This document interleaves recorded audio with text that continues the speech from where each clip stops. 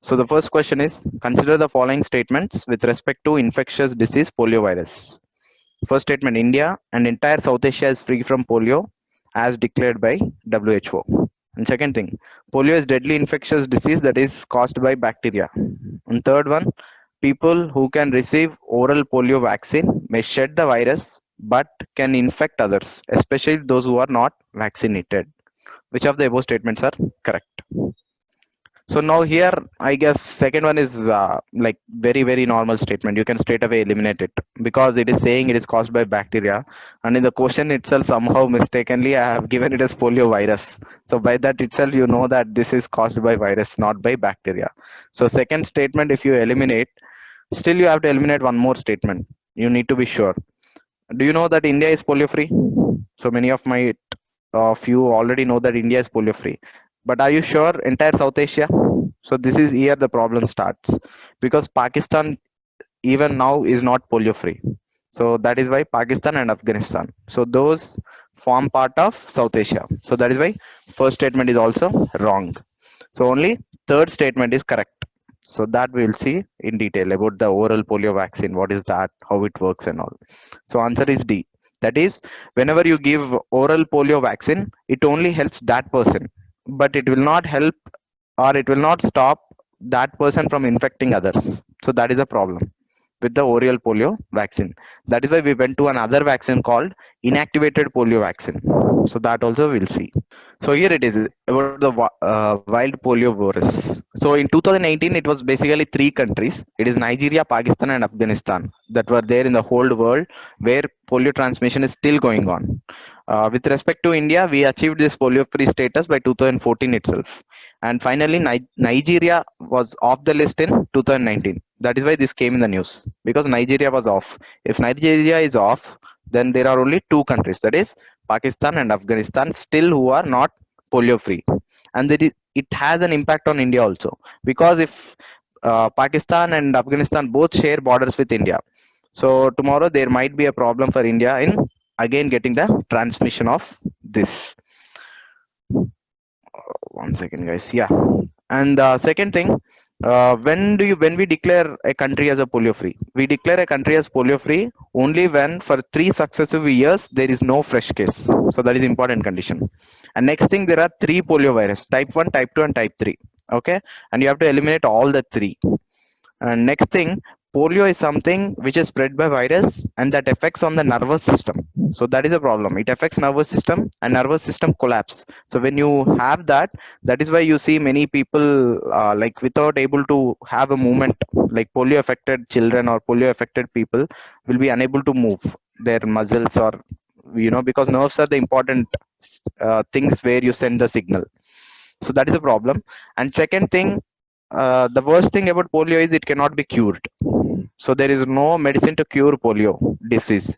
There is only preventive vaccine. So if you take vaccine, you will not get the disease. That is why it is only preventive, not curative.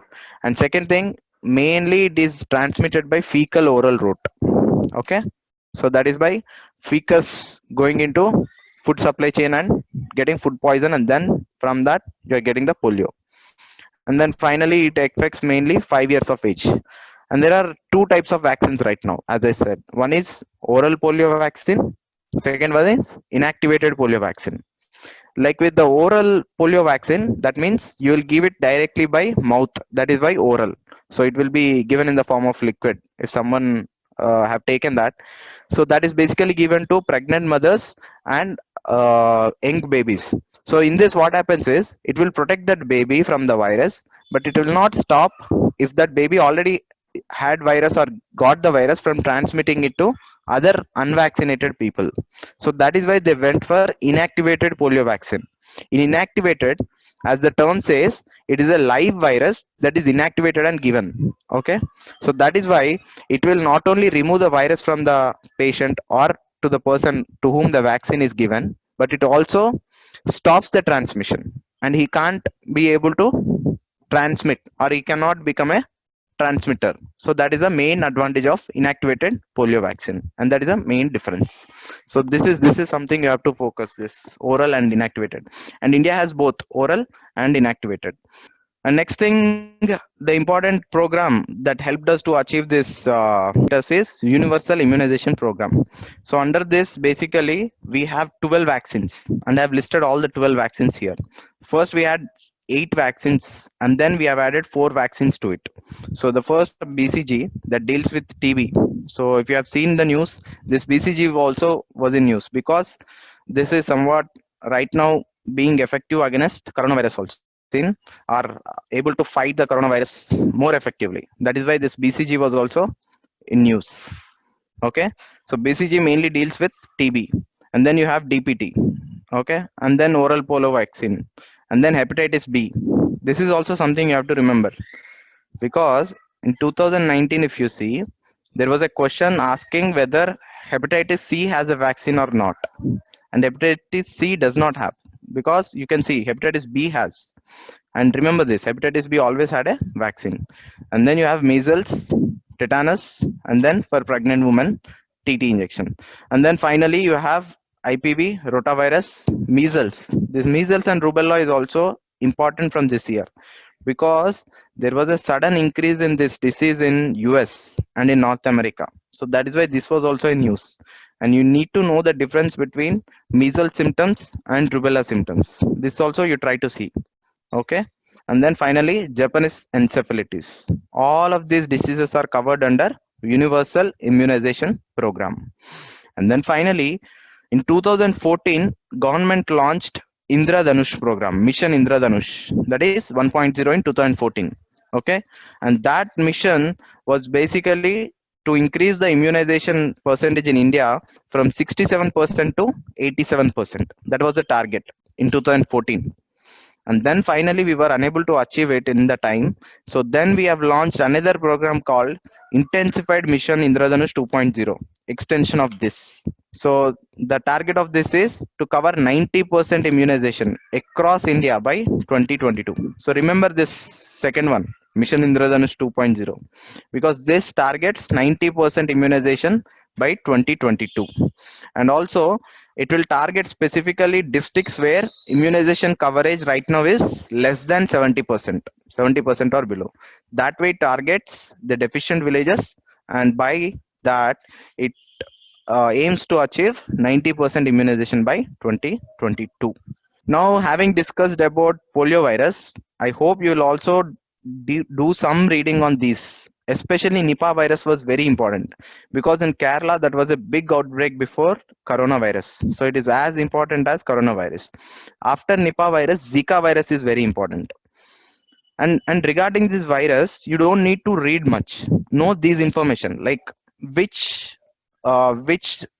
organism causes this disease, what are the symptoms, is there any medicine for this or not, or is there any vaccine for this or not, and where it is occurring. These are the facts, 5 facts you have to see for every virus, that is Nipah and Zika.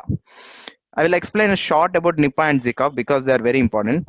So Nipah virus is basically originated in Malaysia. Okay, and from there we have seen episodes in Bangladesh also, and this basically transmits from bat.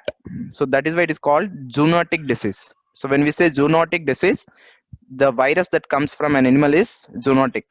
So it is a zoonotic transmission, and Nipah also has similar symptoms like corona.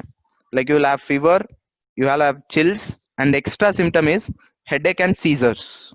Okay, and it is highly contagious. And right now it is mainly occurring in Asia region. So that is Nipah. Now Zika, the main unique feature about Zika is its impact on the pregnant woman, because if that virus gets to this pregnant woman, the children born will have a deformed head. That means head size will be very big, and in that their brain is the most affected part. That is why Zika virus was very dangerous, and the episode of Zika virus was seen in Rajasthan in last year in 2019. So try to see about Nipah and Zika, and then focus on Ebola, SARS, and then Japanese encephalitis. So try to have a glance about these viruses, because one or the other question will be there in some or the other disease. So now we'll go to the second question, and this question I gave specifically because in September there was a huge economic slowdown in India, and to counter that, Finance Minister Nirmala Sitharaman came with an ordinance where she cut corporate taxes and she cut several other taxes. She reduced those taxes. She even removed some taxes. So regarding that, there was a huge, significance for that and also controversy. That is why we have designed this question. Okay. So now we'll go with the question. Consider the following statements with respect to different direct taxes in India. First one, minimum alternate tax is direct tax levied on foreign companies only to avoid tax evasions. Second thing, a company can either pay corporate tax liability under IT Act or minimum alternate tax, whichever is lower. Third thing, buyback tax refers to the tax on dividends that is it is paid out, actually not played out. It is paid out by the companies to their shareholders. So try to again see the answer, analyze it, and mark the option, and then I will disclose the answer. Okay. So here, if you see, like, if you have already an understanding of what is minimum alternate tax, and if you know already buyback tax, then you will be able to answer this question. If not, I think it will be a bit tricky. Okay, because the options are very, of detail level, and these tax concepts are very, very important from this year point of view. So if you see here, the first one is wrong, because minimum alternate tax is not something only levied on foreign companies. And again, here the keyword is only. So whenever I said, whenever there is a word only, you need to be suspicious. You need to think twice. So here also, minimum alternate tax is something that is levied on both all the private and public companies in India, domestic and foreign companies. And second thing, yes, a company can pay corporate tax liability or MAT, but government, do you think it will take the lower one? Why government will lose revenue? Government will always prefer higher one. So it is actually whichever is higher. So whichever is higher for government, it takes that. So that is why second one is also wrong. And third one, buyback tax. And here also it is a common sense that you need to apply. So here I said it is a tax on the dividends. So if you know, for dividends there is already tax called dividends distribution tax, DDT. If it is already there and the term says buyback, buyback means a company is buying the shares back from the investors. So when it is buying back, then the definition doesn't suits to the paying the dividends. So that is why even the third one is wrong. So all the three options are wrong here. So the answer is D, none of the above. Now we'll see different concepts and different, like basic facts that you need to know, because it is not about whether tax reduced or increased. UPSC always sees the concepts. So that is why important terms related to direct tax. So the context why I brought out this is because government has brought the ordinance to cut corporate taxes with an intention to arrest economic slowdown and to promote greater investment in India. So right now, if you see any company, they have to pay three kind of taxes. Okay. First one is corporate tax. So like if there is a company like Infosys or any manufacturing company in India, they have to pay first corporate tax, and then government imposes surcharge. Okay. It depends on the turnover. If there is turnover is above certain range, it will be of 4% or 5%. If it is more than that, then it will be of 7% or something. So corporate tax plus surcharge plus higher education cess. So that will also be imposed. These three will be charged from that company earnings. And now for this direct tax, corporate tax is applied on both domestic and foreign companies. So before that, you need to know what is domestic company and what is foreign company. So domestic company, you all know, any company that is registered under Companies Act is domestic company. That is first condition. Second thing, even if it is not registered under Companies Act, but it is registered under foreign nation. For example, Infosys has an office in US. Even then, if it is managed or controlled by an Indian or in India, then that company also falls under as domestic company. So that is domestic company. Second one, foreign company. Foreign company is a company that is not registered under Companies Act of India. Okay. No, it is actually registered under Companies Act of India. Okay. So the company, any company, outside company that is registered, here it is not not, you can remove here not. Okay, I've not intentionally mentioned it, it is by mistake. So foreign company is one which is registered under Companies Act of India but has control and management outside India. Let's say for example Vodafone. So Vodafone is a British company, so it has a company in India, Vodafone India, that is registered under Companies Act, but the management and control is under Vodafone in UK. So that is the difference. Now this both are liable to pay corporate tax in India. Okay, now the first thing, but the difference is for domestic company the entire income will be calculated like foreign entity and Indian earnings, both on both of them they will combine and tax. But for foreign company, because it is foreign company, they will only tax, that is tax on the income that is earned in India. So that is the difference about corporate tax. Now we will see what is minimum alternate tax.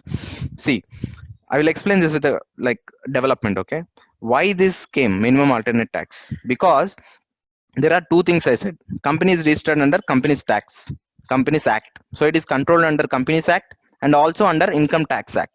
So when there are two acts, companies showing different profits under Companies Act and different profits under Income Tax Act, because it shows more profits in Companies Act to promote shareholders to improve their shares. Okay, but when coming to pay the income tax, it is showing that there are no profits itself. How it is doing? It is doing by showing deductions or dividends, or by showing certain exemptions that are permitted under income tax. So it is basically using the loopholes of income tax to avoid the tax payment. But it is showing on records, it is showing that there are significant incomes under Companies Act. So government is losing the revenue. So government came up with a new idea called minimum alternate tax. So in this, what they will do is they will provide a fixed amount, okay, on total tax, corporate tax liability. Okay, like for example, they will say minimum alternate tax is 15%.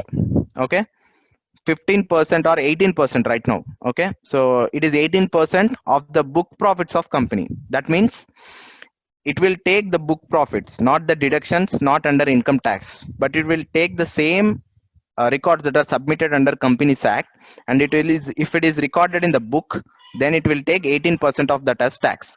Now government has provided two options for the company. Either you pay 18.5% or the income tax, the corporate tax, whichever is applicable, whichever is higher. For example, if corporate tax is higher, then company can pay that. If minimum alternate tax, which is only 18.5%, then you can pay that. So this way, government is trying to eliminate tax evasion by those foreign companies or domestic companies. So that is minimum alternate tax. So if you want to remember, like minimum alternate tax is basically a provision in direct tax to limit tax exemptions availed by companies. Okay, and it is to bring zero tax companies under tax bracket. So because some companies are not at all paying tax, it wants to remove that from the tax bracket. So right now it is at 18.5%. So that is about minimum alternate tax. Next, what are the recent changes that were announced?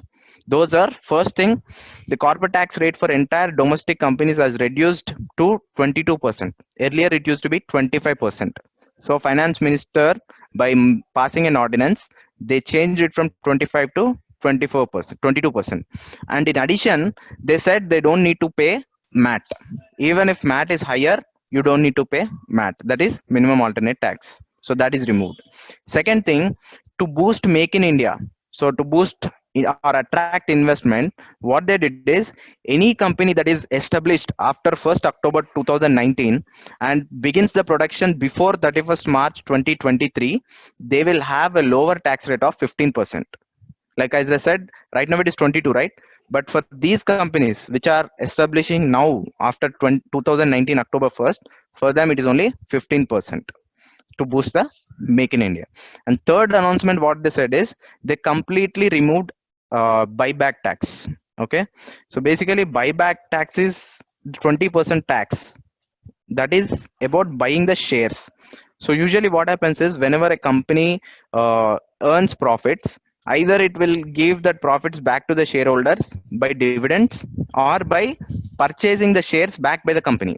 So if a company purchases the shares back, then the share value will increase. So that way shareholders will get profit. So till now government used to tax even that buying back, but right now government removed that. So that is another incentive for the companies. So these are the three things you need to know. Like you don't need to know the exact percentage cut, but you need to know what is buyback tax, what is dividend tax, what is minimum alternate tax, and then finally corporate tax. So if you know this much, that is enough. Now, having discussed this, also try to see what is long-term capital gains tax, what is distribution dividends distribution tax (DDT), and then you have GST council, like how this council works, what are the different parameters and all, and then you have these are all direct taxes. Similarly, see what are the indirect taxes and what is the percentage.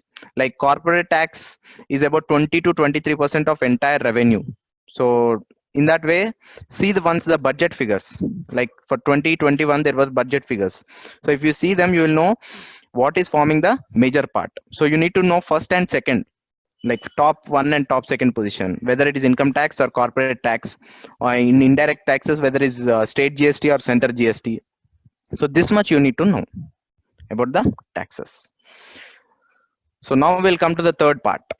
This is very important because in 2019 there were certain landmark judgments by Supreme Court. So that is why I have picked some and I have many more mentioned in the slides. So this question is about that event. So consider the following statements with respect to recent landmark Supreme Court judgments. So the first one, right to access to internet is a fundamental right now. Second thing, right to privacy is declared as fundamental right. And third thing, Supreme Court and CJI does not come under RTI ambit. CJI is Chief Justice of India. So these are pretty simple. These are the basic facts. If you have followed the newspaper, then it is very clear. So I guess you would have already marked the answer. So I'll straight away disclose the answer. So answer is 1 and 2. No, it is actually, yes, 1 and 2 are correct. So because Supreme Court and CJI also comes under RTI. Earlier they didn't come under RTI, but recently Supreme Court took an case from the Delhi High Court and it said even CJI also falls under RTI, and someone can even ask for information of CJI related under RTI. So now we'll see different cases. These are very important cases, and one case definitely UPSC asks. So first is, you don't remember the case but remember the judgment. That is very important. And these cases, if you can write down or at least note down from the PPT, it is very useful for you in mains also, because in every mains answer, if you quote a case, it will fetch you extra 1 or 2 marks, and these cases give you substantive reasoning for the answer. So first case, Anuradha Basin. So in this case, basically this case came because in Jammu and Kashmir there was Article 370 imposition, right? So after that the entire internet services were banned. So this case went to Supreme Court, and in that case Supreme Court said the freedom of speech and expression and freedom to practice any profession actually relies on access to internet. So that is why access to internet becomes a fundamental right under Article 19(1). So this, remember this, access to internet is a fundamental right under Article 19. Okay, so that is first judgment. And second judgment also court said, even though it is fundamental right, it also can be, there are some restrictions that can be applied by the government. So these restrictions have to follow the principle of proportionality. So what is principle of proportionality? Principle of proportionality means the response or the restriction should be proportion, or should be in accordance to the objective, to the area. Like you can't impose blanket ban on entire state. You should impose where the threat is there. If suppose that is on national security grounds, then you can impose only after giving notification, and that too on specific area. So that should be in proportion to the cause. So that is first judgment. And second one is, like this was already made fundamental right by Kerala High Court. So that is under Fahima Shirin versus State of Kerala in that. And after that Supreme Court gave, or Supreme Court reconfirmed it. And now we'll see the second one. This is BK Pavitra and others versus Union of India. Don't try to remember the name, but remember the judgment. Under this, they said, or Supreme Court said, the constitutional validity of extending or promoting reservation in promotions of government jobs is valid, because before that SC never said the promotions or reservations can be applied, SC ST reservations can be applied in promotions, but now it said it can be applied constitutionally, it is valid. So Karnataka made an act, so Supreme Court actually said or upheld that act. So that is according to the Article 16(4)(a) or Article 16. Remember till this. And then you have might have known about Puttaswamy judgment.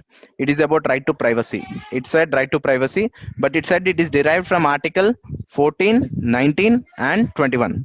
14 is for equality, 19 is for freedom of speech, 21 is for right to life. So under all these articles, I mean, right to privacy is derived from because of all these articles.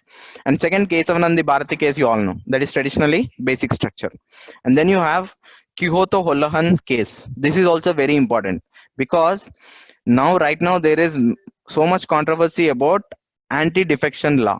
So this case is related to anti-defection law. So when anti-defection law was raised in the court, it said anti-defection law is valid and speaker has all the powers to take the decision. But it also said Supreme Court also has the power of judicial review. Okay, so that is the importance of Kyoto Holohan case. And then finally, in the recent past, Lily Thomas case is very important. Under this case, right now, whoever like MLA, MLC, or MP, if he is convicted of the crime and is given a minimum 2 years imprisonment, then he will be ceased to be member of House with immediate effect. That is the basis on which Jayalalitha and others, the sensational case where Jayalalitha was removed from the CM post or she made ineligible. So this is about the judgments. There are some other, like in 2019. The other one is Navtej Singh Johar. So in this, basically it said section 377 as unconstitutional, in which basically it made invalid the provision of criminalizing consensual sex conduct between adults of same sex. And then finally, as I said, CJI comes under the ambit of RT Act. This is another judgment. And also right now, NGOs, especially government funded NGOs, also comes under RTI. So these are the two things. Right now, if you see, only political parties are not under RTI. Right now, there is a case on that also, but no judgment has come up. So right now, you can say only political parties are not under RTI. Rest of all, like under the provisions, whoever falls under public authority are under RTI. And then finally, you all know Ayodhya case, Ayodhya Babri Masjid case. Just see the outcomes, what happened. In the outcomes, it said Lord Ram's name, like a trust should be made, and that will construct the temple and will maintain the temple. And similarly for Sunni Waqf Board, it given 5 acres of land. And finally, you have this NGO thing. NGO case is nothing but DAV College Trust. So in this case, it said for any NGO to be categorized, if it gets funds from the government, even though if it is not above 50%, but if it gets substantial amount of funds from the government, then it can be considered as public authority and can fall under RTI Act. So this is about important judgments in 2019 and 20. So try to once again go through them, or remember them. These are very, very important for this year. Now the fourth topic.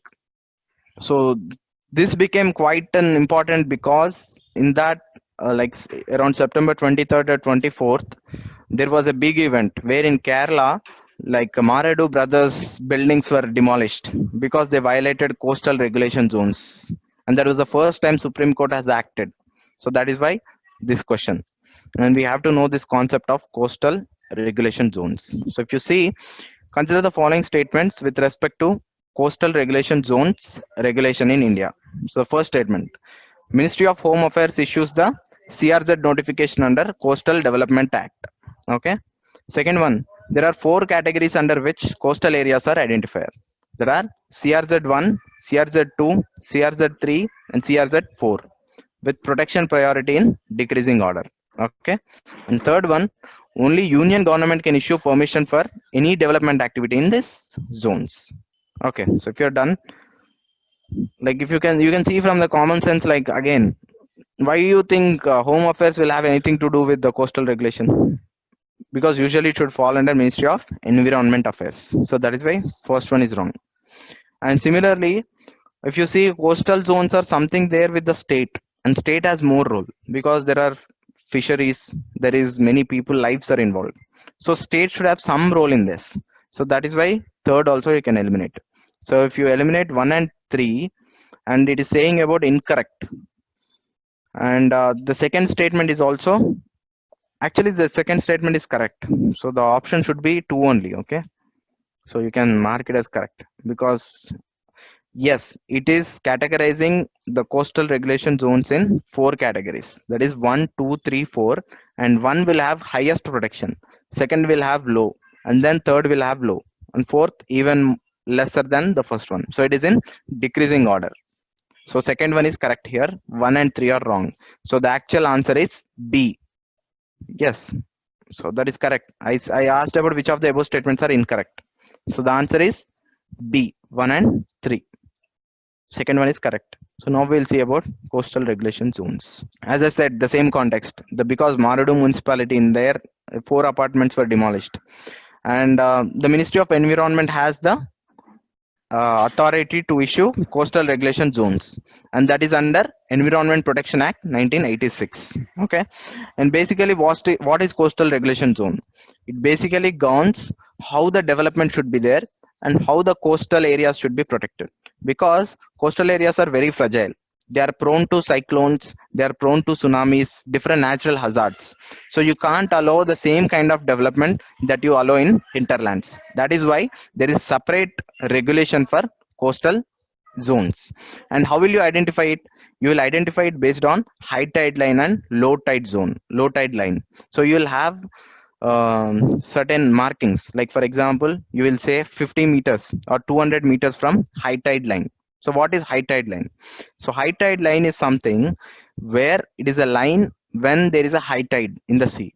So usually in coastal areas, when there is high tide, water comes further into the shore, so that you will mark as high tide line. Similarly, when there is low tide, that is very, or going back with respect to sea, that is low tide line. So that is towards the sea. So that is low tide line.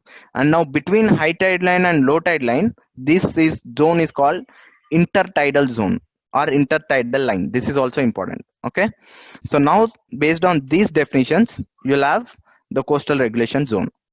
Okay. So now if you see, government usually issued this coastal regulation zone, and as per the new notification, the coastal land up to 500 meters from high tide line and a stage of 100 meters along banks of creeks, estuaries, backwaters, and rivers is called coastal regulation zone. So this is something you have to remember. With respect to normal course, it is 500 meters from the high tide line. But with respect to special bodies, like for example, where river meets the sea, those are estuaries, and they will have more impact than normal course. That is why there and backwaters and lagoons, there you will have only 100 meters. So 100 meters beyond that, or up to 100 meters bordering these zones, you cannot have any kind of construction, or you will have regulation on construction. That is coastal regulation zone. And right now you have 4 zones. So right now we'll see that 4 zones and important features. So the first zone is ecologically sensitive areas. So in these areas, these are the areas between high tide and low tide, and usually mangroves, all the national parks and important geographical features will be there in this zone. So no kind of construction will be allowed except natural gas and extraction, and something like national atomic power. Only for such kind of important things construction will be allowed, that too with a special permission from the center, from Ministry of Environment. Next you have shoreline areas. This is coastal regulation zone 2. Okay, so this is something near to that high tide line or shoreline. So any area about high tide line is CRZ2. And here also unauthorized structures are not allowed, but certain structures are allowed. We'll see that. Finally, CRZ3, undisturbed area. So here, these are the zones that are outside of 1 and 2. And these again divided between rural and urban. coastal regulation zone 3 rural, coastal regulation zone 3 urban. Okay, and here certain activities are allowed like fishing, inland fishing, and agriculture, and even public construction is allowed. And then finally you have last area, that is territorial area, coastal regulation zone 4. And in this, any area that is between low tide 9 and 12 nautical miles, that means it is not towards land but is towards sea. Can you see the difference? CRZ 1, 2, and 3 both are towards the coast, towards the shore, from the sea to land. But from sea to inside the sea is coastal regulation zone 4. And in this, all the fishing activities and everything is allowed, but you can't dump waste like solid waste or industrial waste. So now we have seen basically framework of coastal regulation zone. Now we'll see what are the new rules that are published in 2019. So that are, first thing, they have said in coastal regulation zone 2 they will permit building construction based on floor space index. So floor space index means how many floors you can construct in a minimum space of area or a minimum floor area, that is floor space index. So that means if you have more floor space index, that means you can accommodate many people in small area, that is like vertical escalation of buildings. And second thing, in coastal regulation zone 3 right now there was 200 meters. Until 200 meters there was no development, but they have changed it and they made it 500 meters, and that is why this became huge controversy. And then finally they said only for CRZ 1 you need Ministry of Environment and Forest and Climate Change permission. For rest of the things, state government can also give the permission. So these are the important provisions that were given by the new rules. So now having discussed this, I will urge you to read also about eco sensitive zone, and there is blue flag. Blue flag is about clean beaches, and in Odisha there was one beach that was granted blue flag in entire India. So try to read that, and similarly try to know what is the process of environment impact assessment and who gives what permissions and all, like state role and central role. So now having completed that, we'll see the fifth topic. So this is again important. Okay, so in the context of recent spurt in missions to sun, from Parker Solar Probe to Aditya L1 mission, consider the following facts about sun. This I've intentionally mentioned all these recent spurt and all because nowadays UPSC is trying to frame simple question in a complex way. So that is why I've also trying to make you more familiar, because UPSC is trying to make 4 or 5 sentence question so that you will waste more time in understanding the essence or demand of question. So that also you have to have a habit. So under this, the first statement, sun is ball of electrically charged gases of helium and carbon. Second thing, coronal mass ejections are explosion of energy in form of solar flares that can interfere with Earth's power grids. Third thing, Van Allen belt is zone of energetic charged particles around Earth's magnetic field. Most of it originate due to solar wind. So now try to mark the answer. Mark the answer. I'll disclose the answer for you. So first statement itself is fishy. So we traditionally know that sun is made of only two gases, that is helium and hydrogen. So the first statement is wrong here. And second statement, it's absolutely true. And this is the main threat from sun for Earth, because it is traditionally said these solar flares, when they become large, that can not only destabilize the electricity grids but also telecom infrastructure, and also can damage satellites. So always there was a news whenever this happens, and this happens periodically.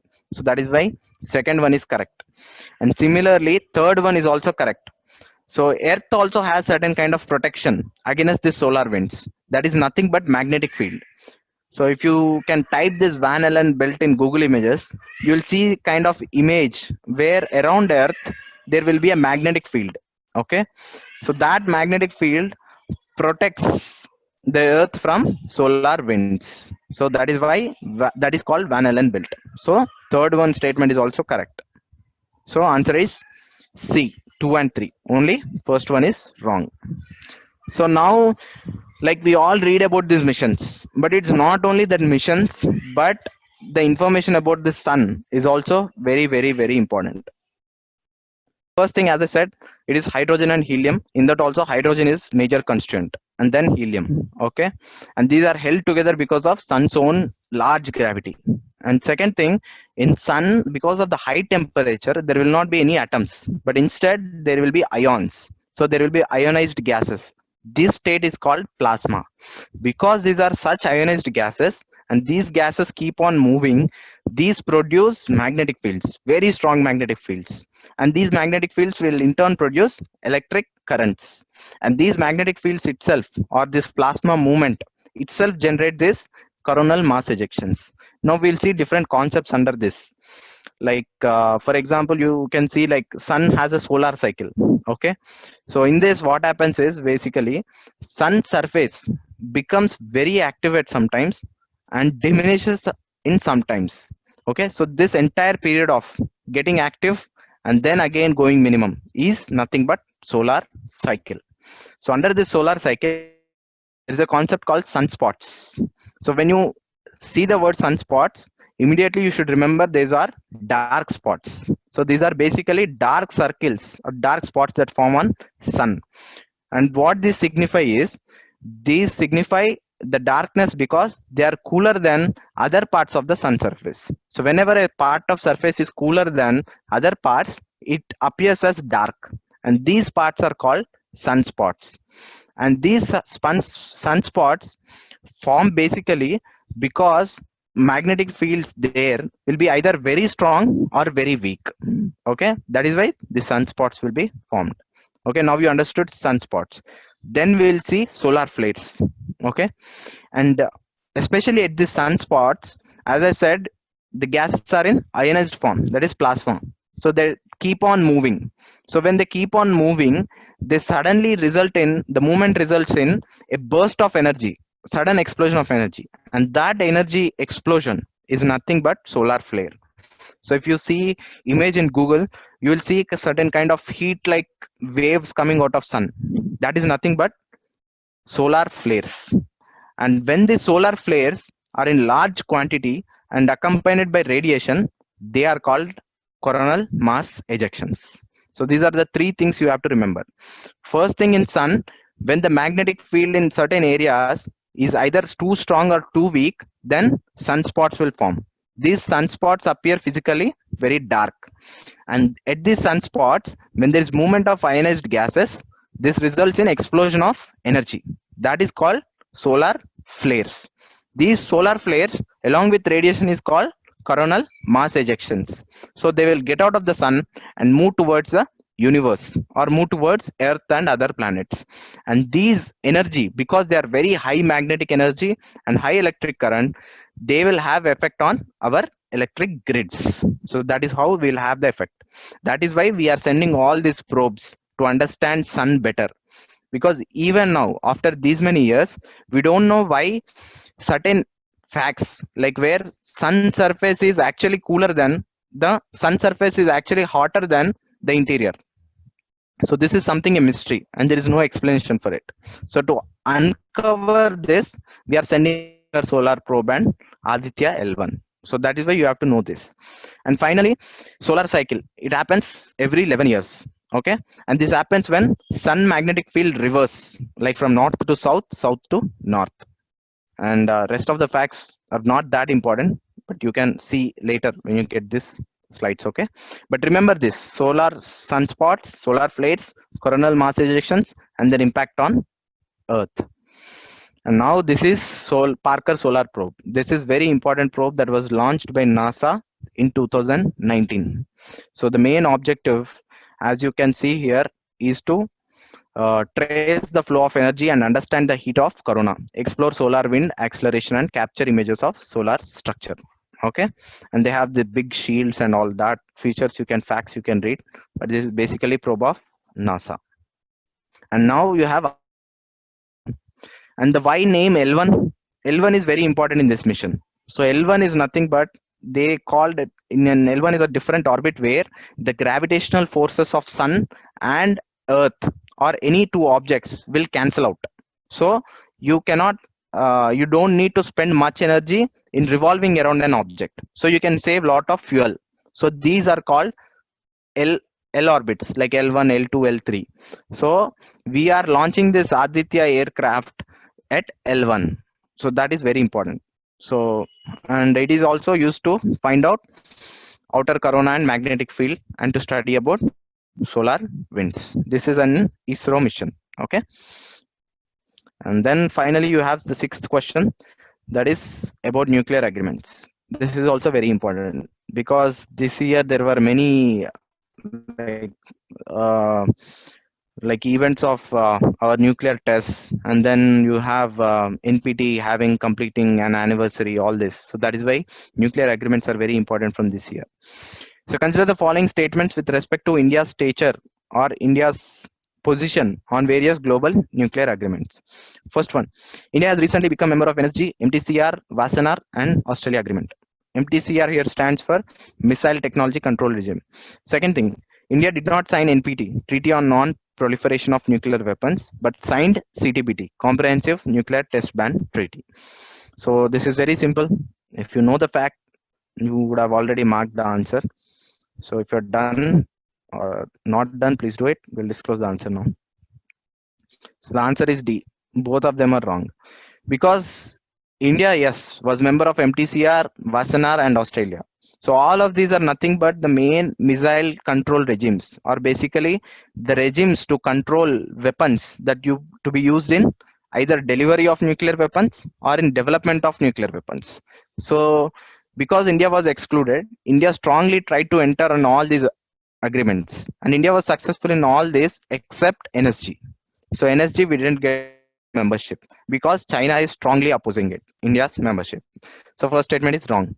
Second one is also wrong because India till now, even though globally recognized as a nuclear power, India didn't sign any of these agreements. That is NPT or CTBT. And that is why China precisely says we can't grant India membership to NSG because India didn't sign NPT. Because if you know, all the members who signed NPT are members of NSG. So that is why China says until India doesn't sign it, we can't permit India into NSG. So that is why answer is D. Now we'll see different agreements and major provisions. First one is the context. Like India, Modi always tried to get a membership in NSG. That tried in September, didn't work out. So then he stopped, going aggressive on this membership. Like every country supports us except China because China says India didn't sign NPT. So now we'll see what is NPT. So NPT basically is about non-proliferation. That means you should not help other countries in gaining the nuclear weapons. So all the nuclear weapon states, like all the P5, permanent 5 states have nuclear weapons. So they should not help any other state to acquire nuclear weapons. And in return, if any country is not going to acquire weapon, then peaceful energy, that is civil nuclear energy, can be provided to that states. So that is this treaty. So it avoids proliferation, that is expansion of nuclear energy. And then missile technology control regime. So this is basically to prevent and regulate military and dual use technology. Okay. So basically it is about delivery weapons. If you have already nuclear weapon, at least it will control the weapons that can be developed or sold to the other countries. And then you have Wassenaar. Wassenaar is basically about controlling dual use goods, because some goods actually may appear civilian but can be used in military or in developing nuclear weapons. So to control that, which can be used, this agreement was made by all the countries, and this relies on having control lists. Okay. And finally, Australia Group. Australia Group is basically about chemical or biological weapons. So remember this, it is to control chemical or biological.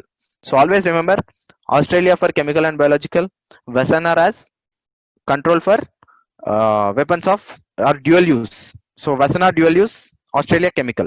So this much if you remember, even if UPSC tries to confuse you, you can mark it correct. Okay. And then you have other agreements. Now having discussed that, I believe I've already discussed about INF treaty, like intermediate nuclear range forces. So if not, still try to read that, because recently US has withdrew from it and it is important. Similarly, you have New START, and then outer space treaty. This is also very important because what India done? India did Mission Shakti, anti-satellite wake test. So that is why outer space treaty became very important. So try to see the provisions of outer space treaty as well. And then finally, the model code of conduct. This was also constantly in news. There were copy of this model code of conduct in current times, especially when social media is being prominent message of conduct. So that is why this is in very much in news, and you have to know about this. So basically, model code of conduct. First thing you have to know is it is not backed by any law. So there is no legislation that enforces this MCC. It is only code of conduct. That is, all the political parties came up voluntarily and said that we will abide by certain conduct, and that is how they formed the rules and regulations. So it is not like any other legislation where you can go for court or any other enforcement to make sure that other parties abide by it. Okay, but how it is then observed by all the parties if there is no accountability or responsibility? It is abide by all political parties because of certain stigma and pressure from social or society. Because if you know that and government is utilizing government power for its own elections, then opposition will use that as a this thing, like a advertisement campaign, and finally they will also come under pressure. And similarly, election has a special power under article 324. So election commission can actually impose penalties, and also it can notify certain candidates violating this. So by notifying that, it will put pressure on those people who are violating MCC.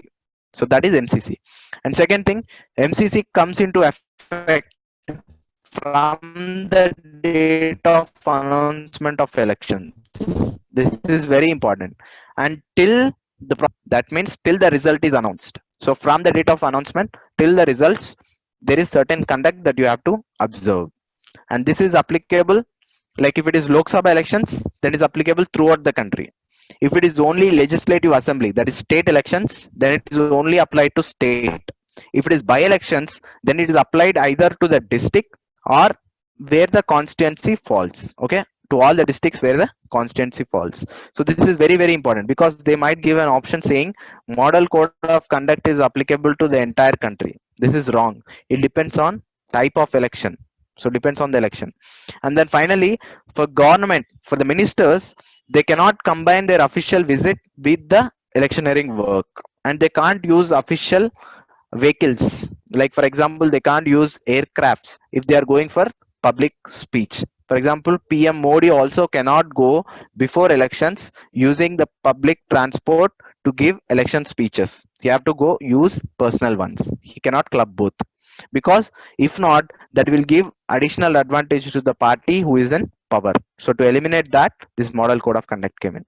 And similarly, you will have a total ban on transfers and posting of officials, because if there is no ban, then government will choose whoever the officers that are favoring them. So to avoid that, once the MCC kicks in, there will be no transfers. Only election commission can do that too, on its approval, or any state government can do that when election commission approves.